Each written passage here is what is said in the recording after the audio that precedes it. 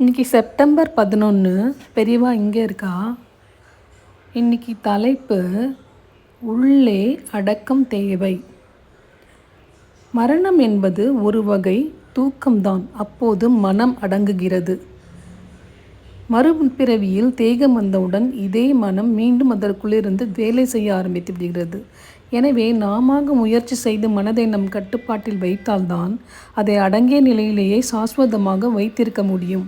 தட்சிணாமூர்த்தி காரியம் இல்லாமல் இருந்தாலும் முழு பிரக்ஞையுடன் அப்படி இருக்கிறார். உள்ளுக்குள் காரியம் இல்லாததாலேயே வெளியில் அவரால் எத்தனையோ காரியம் செய்ய முடிகிறது. வெறுமே உட்கார்ந்திருக்கும் தட்சிணாமூர்த்தி தான் ஆனந்த தாண்டவ கூத்தும் ஆடுகிறார். திரிபுர தகனம் செய்கிறார். பிக்ஷாடனம் பண்ணுகிறார். பக்தர்களுக்கு வரம் கொடுத்துவிட்டு ஊர் ஊராக திண்டாடுகிறார். உள்ளே அடக்கமாக இருக்கிறார். வெளியே கூத்தடிக்கிறார். நமக்கும் உள்ளே அடக்கம் வந்துவிட்டால் வெளியே எத்தனை காரியமும் செய்யலாம். பெரியவா சரணம். தேங்க்யூ.